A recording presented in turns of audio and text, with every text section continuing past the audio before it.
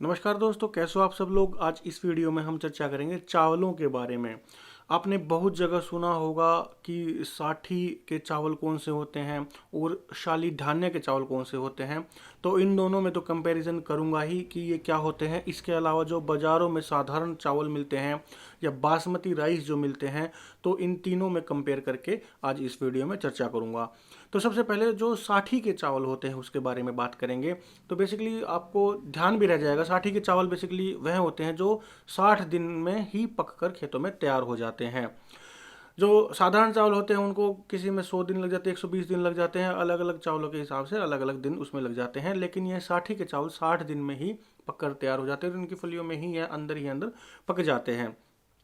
इनके गुण धर्म के बारे में अगर बात करूं तो यह मधुर होते हैं और जो इनकी तासीर होती है वह ठंडी होती है, शीतल होती है। और इसके अलावा यह वात नाशक और पित्त नाशक होते हैं। तो जिनको वात की दिक्कत है, वात के रोगों की जो दिक्कत है या फिर पित्त के रोगों की दिक्कत है, शरीर में जलन आदि बहुत ज़्यादा होती हो, पैरों में तलवों में जलन बहुत ज़्यादा हो और छाती में जलन रहती हो, या गैस संबंधित बीमारियां रहती हों जैसे कि वात की हो गई, जोड़ों में दर्द हो गया, तो इन जो प्रकार के जो रोग हैं उनमें आप साठी के चावलों का सेवन विशेषतः कर सकते हैं। लेकिन यह कफ को बढ़ा देता है, क्योंकि यह थोड़ा सा तासीर में ठंडा है तो कफ को बढ़ा देगा।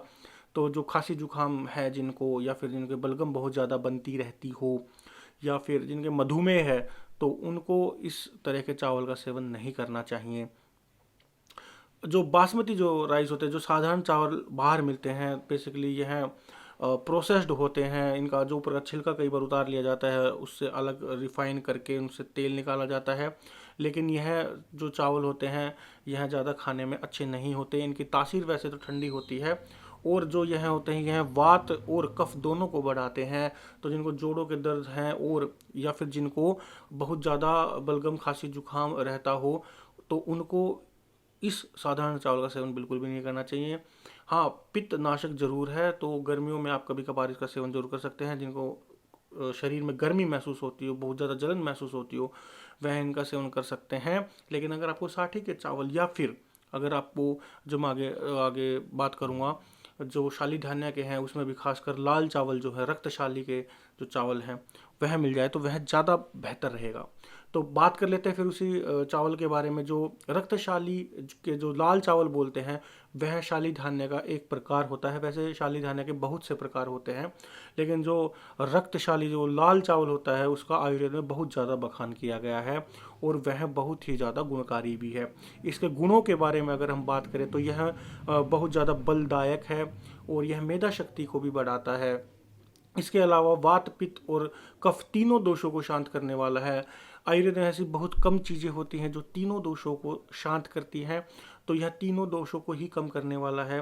और उसके अलावा नेत्रों के लिए बहुत ज़्यादा हितकर है। जिन लोगों को भी चश्मा चढ़ा हो, या फिर जो अपनी आंखों की सुरक्षा चाहते हैं, तो उनको इसका सेवन जरूर करना चाहिए। जो लोग शराब आदि का सेवन करते हैं, और जो जिनके पहले से ही पित्त प्रकृति है, जिनके शरीर में जलन होती है या गर्मी बनती है, पित्त ज़्यादा बनता है, तो वह भी इसका सेवन जरूर करें, क्योंकि यह दाह नाशक है, यानी शरीर की जलन को मिटाने वाला।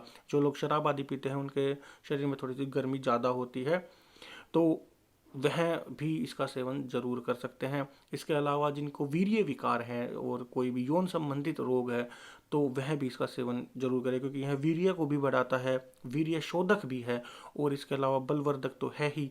तो यह उनके लिए तो और भी ज़्यादा अच्छा हो जाता है।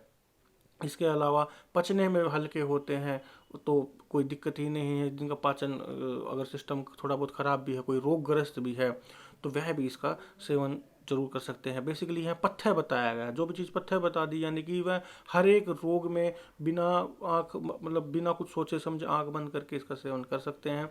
खास करके खांसी जुकाम में अगर आप सोच रहे हो, क्योंकि जो पहले दो चावल बताए थे वह खांसी जुकाम में नहीं खा सकते हैं, लेकिन अगर आपके खांसी जुकाम बलगल कोई भी कफ का रोग हो, या पित्त का रोग हो, या फिर वात का रोग हो, वह इन रक्तशाली चावलों का जरूर आप सेवन कर सकते हैं। हालांकि यह आजकल मिलने कम हो गए हैं, लेकिन अगर आप डिमांड करेंगे तो डिमांड एंड सप्लाई का खेल है। डिमांड बढ़ेगी तो सप्लाई भी आएगी ही आएगी।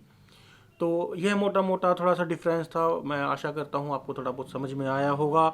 इसके अलावा मैंने इसके ऊपर पूरा ब्लॉग लिख रखा है अपने वेबसाइट के ऊपर, पूरा डिटेल में समझाया है। वीडियो में मैं इतना ज़्यादा समझा नहीं सकता क्योंकि बहुत ही ज़्यादा लेंथी वीडियो हो जाएगी। मैं डिस्क्रिप्शन में लिंक दे दूंगा।